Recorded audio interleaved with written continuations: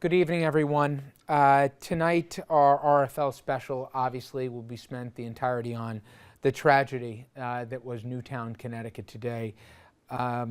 If you're joining us late, the second largest mass shooting in American history, and the vast majority of the victims, little children.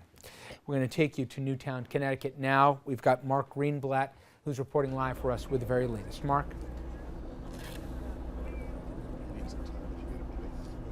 Good evening from Newtown, Connecticut, where this almost unfathomable tragedy continues to unfold at this hour. The death toll now up to a staggering 28 people, 20 of those believed to be children, many kindergartners, even one of them believed to be the shooter's own mom in the second deadliest shooting in American history. The numbers are staggering. At least 27 people shot dead, many young children in a Newtown, Connecticut elementary school. State police got the first 911 call at 9:40 in the morning and immediately dispatched emergency units to the school, locking down everything in the area. Many students were trapped in a classroom. 9-year-old Vanessa heard gunshots during her art class. Police came and we heard screaming in a loudspeaker.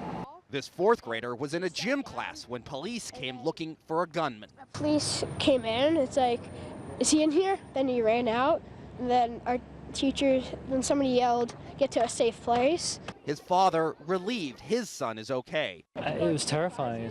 I'm still terrified. I think I'm still in shock. But shocked that so many are now dead. Many distressed children were led out of the school with their hands up. The shooter is deceased inside the building. The gunman's own mother was among the dead found in the school, and another body has been found in the gunman's home. Today's shooting is the worst shooting in U.S. elementary school in recent memory. President Obama addressed the nation late in the afternoon. As a country, we have been through this too many times, and we're going to have to come together and take meaningful action to prevent more tragedies like this, regardless of the politics. And authorities now saying tonight that the shooter ended up taking his own life after shooting up this entire school. But we are hearing some heroic life-saving stories, like the story of one teacher who shepherded every last one of her children into a very small bathroom inside of her classroom, pulling in some kids, making some stand on top of a toilet in order to close the door, lock it, and save them from bullets at a time where they should have been talking about and learning arithmetic. Live in Newtown, Connecticut, Mark Greenblatt, now back to you. All right, Mark, thank you very much. I want to bring in now Megan Vega, FIOS 1 news anchor, who has been anchoring a lot of the coverage here today, and really we've begun since late morning today, and we've been going throughout.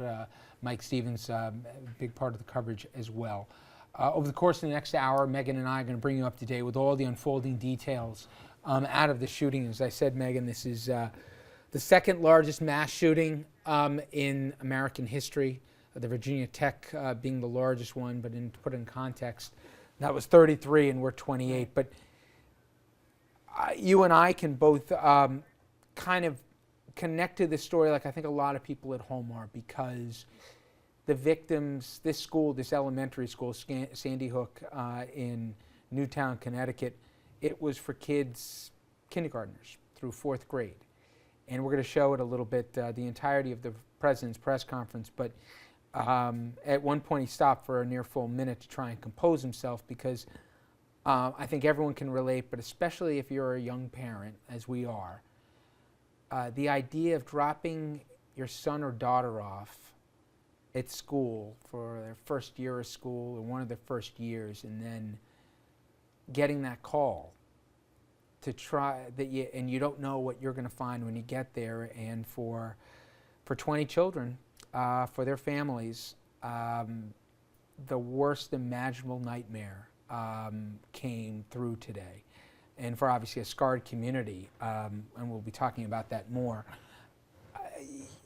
I can't think of many worse stories that I've ever had to talk about, or that are unfortunately so relatable, because this community of Newtown could be any town, could be any state. I mean, people watching us in New York, New Jersey, and Connecticut, there are towns like this, or the neighboring towns like this. You know what it is. Everybody knows everybody. Right. You know everybody at the supermarket, or at whatever house of worship you go to, or the kids, and the parents. It's just, this story hits so close to home because of just the This is the kind of town you move to keep your Yeah. kids safe.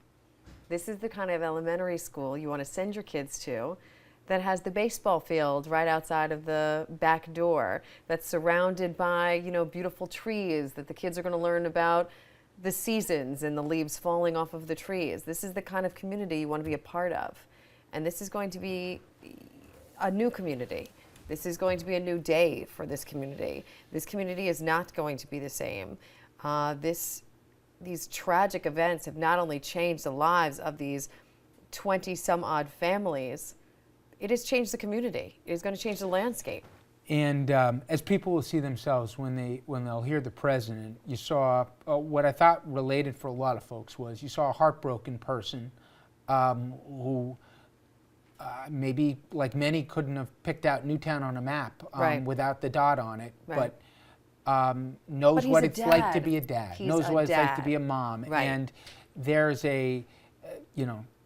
such a raw, unfathomable pain for these. I can only imagine what these families are going through, but there's also was a palpable anger. We're going to hear this now, and then just so you know, for the course of this hour, obviously Meg and I are going to be covering this, but we'll be taking you live. We have reporters in Newtown and also reporters in Hoboken, New Jersey. We'll talk about the significance of that in a second, but this was the president earlier today in the 3 o'clock hour, and if you've seen press conferences, especially with a fluid situation where there's, developing story, there's always questions at the end. And when you watch this press conference, we'll play for it in its entirety, listen carefully because you could hear a pin drop at the end because I think he articulated what all of us in many ways felt. Take a listen.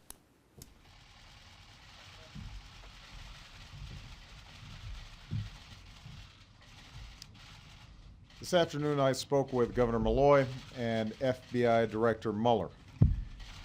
I offered Governor Malloy my condolences on behalf of the nation and made it clear he will have every single resource that he needs to investigate this heinous crime, care for the victims, counsel their families.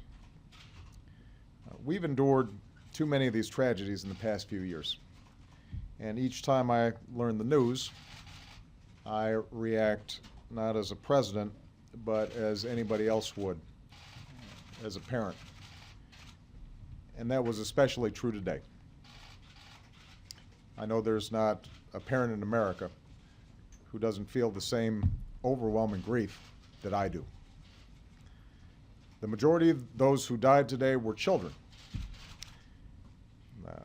Beautiful little kids between the ages of 5 and 10 years old.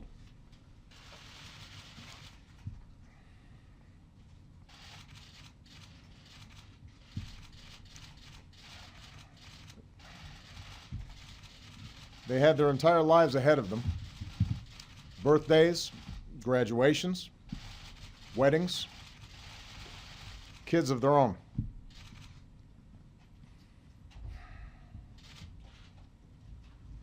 Among the fallen were also teachers, men and women who devoted their lives to helping our children fulfill their dreams.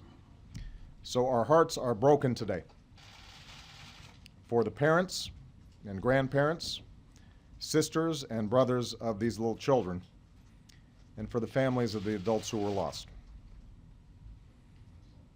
Our hearts are broken for the parents of the survivors as well. For as blessed as they are to have their children home tonight, they know that their children's innocence has been torn away from them too early, and there are no words that will ease their pain. As a country, we have been through this too many times.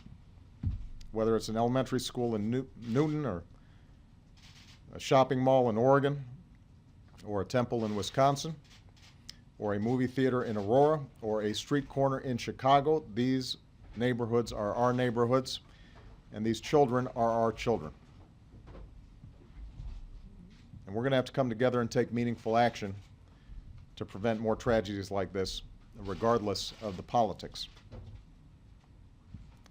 This evening, Michelle and I will do what I know every parent in America will do, which is hug our children a little tighter, and we'll tell them that we love them, and we'll remind each other how deeply we love one another. But there are families in Connecticut who cannot do that tonight. And they need all of us right now. In the hard days to come, that community needs us to be at our best as Americans, and I will do everything in my power as president to help.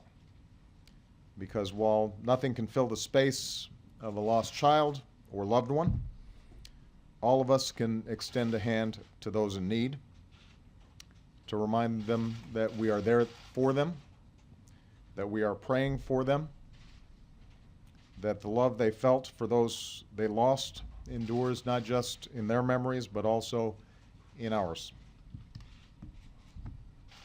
May God bless the memory of the victims. And in the words of Scripture,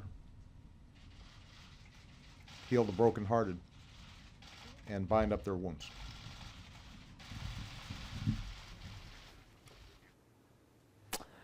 Megan, a few parts of that, and we'll get into all of them over the course of the hour. We haven't seen the president this emotional in his 4+ years in office. And as he said, the explanation pretty obvious, not just the tragedy, but the relatability of this tragedy for so many people. And he also talked about the conversation, and we know what that conversation is. Your little guys are too young for this, but you know, I've got 3 kids, you know, right around this age, a couple years older or right at this age for what these kids were in there, but elementary school and in the middle. And we talked to a therapist earlier today that from Newtown that dealt with a lot of these families in different ways before this. But her suggestion was that talk that many families are going to have, don't sugarcoat it, but don't sensationalize it, because kids will read the panic or the fear in the parents. And also, you know, acknowledge this is not a one-time event, unfortunately. We've talked about Virginia, we've talked about Colorado, we've talked about we've talked about so many places, but it's not that it happens every week, and there's no need to make this more than it is because it's as bad as it is. But she thought that was a relevant point to get into. I think it's smart. I think you still want to make sure that you can tell your kids, listen, you're safe here. We're going to try to make you as safe as possible. We do things to make sure that you're safe. We lock the doors to make sure you're safe. We put on your seatbelt to make sure you're safe. So they understand those kind of things. But it's a conversation. It's a terrible conversation. We know this began, Megan, the first call to 911 came in a little after 9:30 this morning in Newtown, Connecticut. Soon thereafter, law enforcement from both that town and then surrounding communities, including SWAT teams, descended, but not before 26 people died, and the shooter as well, self-inflicted wounds, and then there was another body found later. We'll talk about that more. But talk a little bit about the unfolding events and the identity of the shooter, because it was unclear in the beginning, and then because of an ID on his person, it confused it, but we now know this is an Adam Lanza, 20-year-old. What we're learning is that this might have all started because of a domestic issue. It seems to all have been related. We are now identifying, or I should say the law enforcement officials are now identifying the shooter as 20-year-old Adam Lanza. He, the son of a kindergarten teacher at this school, who has been identified as Nancy Lanza. She too was killed today, presumably by the bullets of her own son's gun. Adam Lanza's older brother, who's 24-year-old Ryan, he was originally the person that was being identified as that shooter because of a transposed name, because of an identification that was found on the body here. 24-year-old Ryan is of Hoboken, and that's that secondary scene we're talking about. Police, FBI agents were sent to that secondary scene. This is actually a picture of Ryan Lanza. He is not the shooter. That is Ryan Lanza. He is the older brother who is said tonight to be cooperating with police. His computers, his cell phones are being taken in, but again, he is cooperating with police. He is dealing with police. His younger brother, Adam Lanza, now being identified as the shooter tonight. There's also another scene, and we're talking about the Lanza family home here, where another body has been found, bringing that total up to 28 of the bodies. And they believe it's the father. And they do believe that that is the father. Let's bring in right now on the phone. We're joined in Connecticut by Jeff Brown. Jeff is an acquaintance, I understand, of the suspected shooter in this case, Adam Lanza. Jeff, thank you for a few minutes. Did you have any idea whatsoever that Adam Lanza was capable of what we saw today? I mean, you sit next to somebody in class, and like never in a million years you think that someone would do something like this ever, no matter who it is. Did you have any idea? Apparently, he went to school with a purpose. His mother was apparently the intent to settle the score, or that there was an issue between his mother and the shooter. Did you know of any family domestic problems here between himself and his parents? I did not really know him on a personal level. Like I said, he was just in a couple of classes of mine. Talk about the community. Everything I understand, Jeff, is that this is a really tight-knit community. People are close. People know each other. We talked to some people from the town earlier. They said, you know, just this last week there was a big tree lighting and half the town showed up. Is this the kind of place, this is the last possible thing that could have ever been considered, especially in Newtown? I'm still in shock, utter shock, actually. I woke up to this. My girlfriend actually texted me about this. And when I looked it up, my Facebook was blown up by all this. Twitter, every social networking site was just all about this. And just to see a school that's in your town, not even 2 minutes away from my house, was police everywhere. It's still really hard to talk about. With so many little kids, Jeff, and obviously some of the teachers, and we understand a lot of the adults at the school tried heroically to save as many kids as possible, but do you know any of the families that were directly impacted by today's events? There were two families that were on my street. Thank God that their daughters and sons and daughters were okay. We checked in with them, so they seem to be fine. But I do not know anyone other than that. I can't imagine what happens next. I know there's a vigil this evening, Jeff, at 7 o'clock at St. Rose. But what happens next? Where does this town go to try and find, if not, can't make sense out of the madness of it, but do you have any idea how this town comes back together? Well, I mean, I'm pretty sure these vigils are going to help a lot. A lot of prayer, just people getting together, like families and everything. It's just I don't think there's really a real way to cope with, especially a child's death, like especially your own son or daughter. Like it's unimaginable. Like I can't even wrap my head around it. Jeff, thank you. I appreciate the time. That's Jeff Brown, and again, as we said, in this small community in Newtown. Thank you again, Jeff. That Megan. Thank you. We all, you can. There's 4 grammar schools, 4 elementary schools. There's the middle school. There's a high school. It's a setup that a lot of us know. Change the town, change the state. It's the same kind of setup. They're all feeders into, into basically the town for 5-year-olds. I think that tonight everyone wants to know why. Why? Because it is so unimaginable. People need to, and because we're rational people, we need to have a why. We might never get a why. We might get a why. It doesn't change the facts. And I think because it was babies. I mean, they're babies. It makes it even worse. I mean, as the reporter from ABC was talking about, they're supposed to be learning their ABCs and how to count and their arithmetic language or studies. And then a gunman walks into school. We had earlier reports that some kids didn't even understand what exactly was going on in their school. And so I think out of the tragedy, you're also going to hear stories about these teachers that just saved lives, getting those kids on top of toilets, in the bathrooms, in lockers, in cubby holes to make sure that they were safe. And didn't know what was going on, because earlier we did hear from Lieutenant Paul Vance, of course, from the Connecticut State Police, saying that the shootings did take place in one section of the school, more really specifically. 2 rooms, 2 adjoining rooms side by side. 2 classrooms. Concentrated so there. some of the kids on the other side of the school didn't exactly know what was going on. They might have heard something, but didn't know. But you see some of these photos, Megan, and you can imagine literally. No, the I surreal, can't. the I can't. surreal It's- nature of just a guy with a SWAT vest there, and a dad walking his kid, holding his little hand, and then the fourth graders that we see here, hands on the shoulders of a child in front of them, trying to go to who knows where, and then I mean, you'll see what looks to be a war zone where kids would normally be on a playground. And that's kind of the conversation. That's why I think everyone has to have the conversation tonight in some capacity. Because even if the child didn't see or the child didn't know exactly what was going on, to walk out of your school and to see, I mean, even when you see a firefighter, their presence is enormous. Their gear.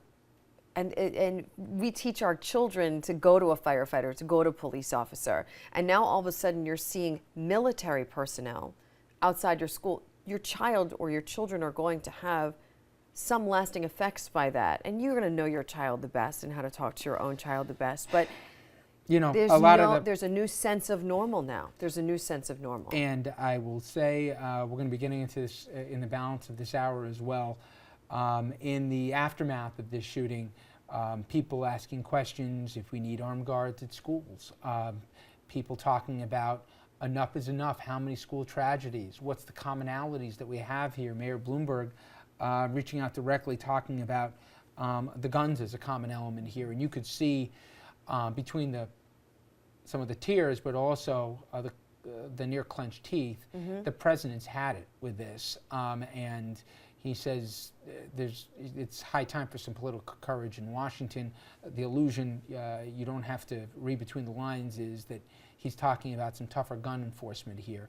We'll talk about that a little later in the program. But Governor Malloy, the governor of Connecticut, he was on scene soon after. And in fact, we were short on details throughout this afternoon when Mike Stevens and I were at the desk, because there were so many families that the governor had to directly speak to communicate, so they wouldn't learn through the media that it was their child or their spouse, or their loved one that was one of the 26 who lost their lives in that elementary school in Sandy Hook in Newtown, Connecticut today.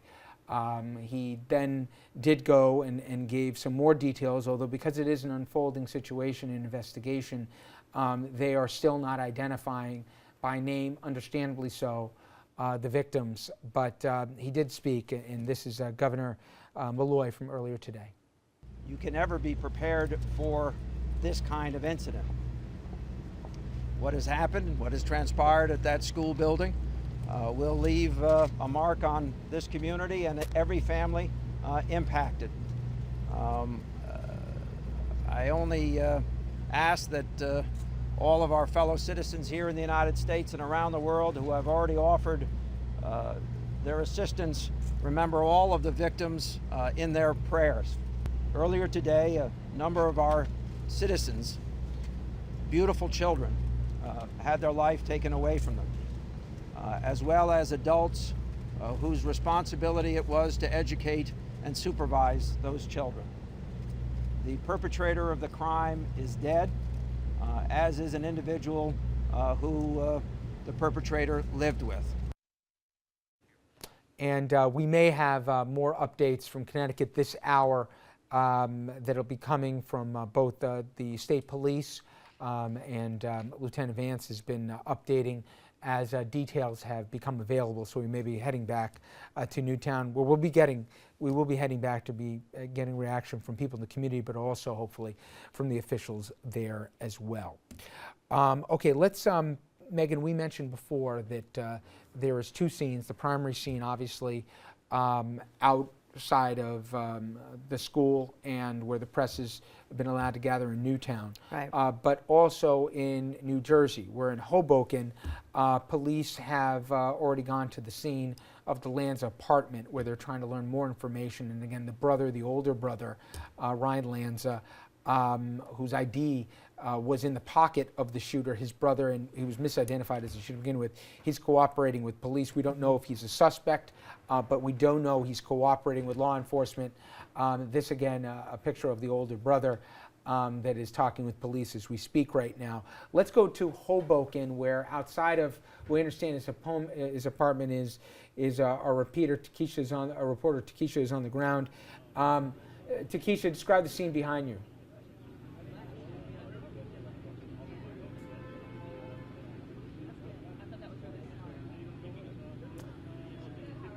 Takesha, can you hear me? Can you describe the scene behind you there in Hoboken?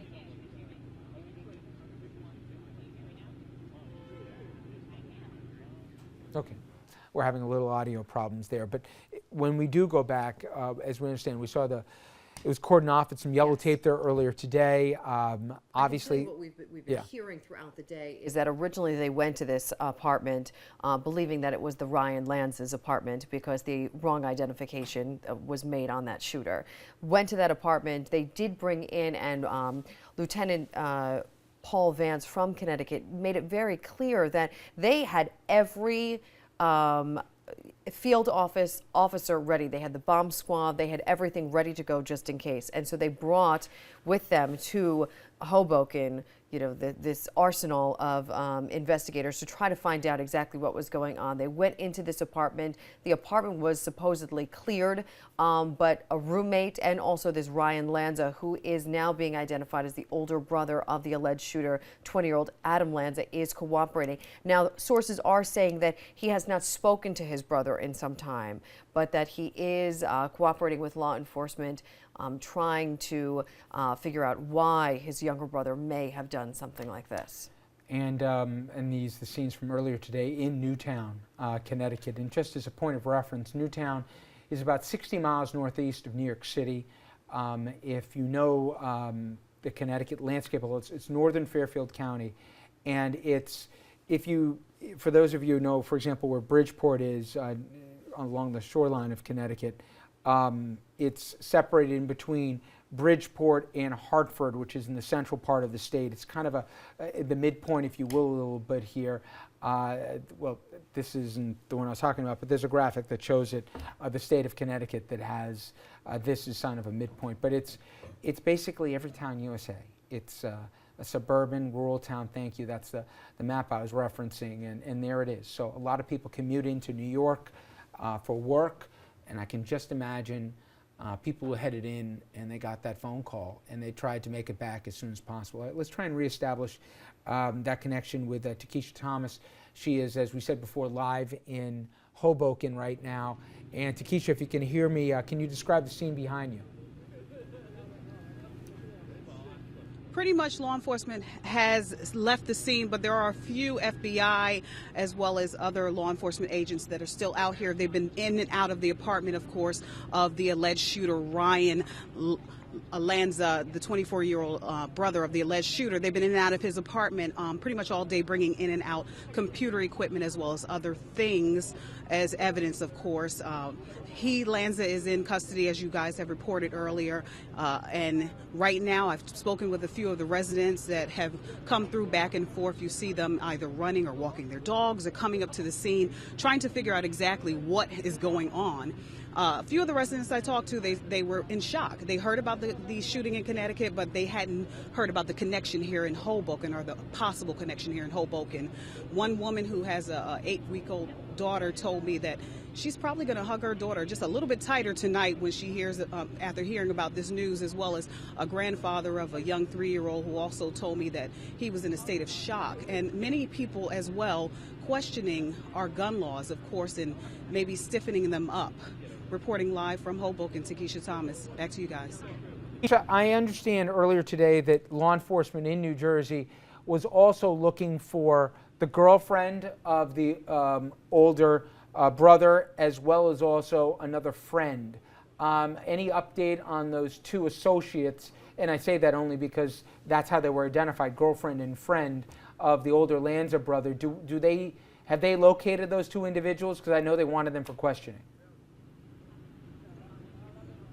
I have not heard of any information regarding that.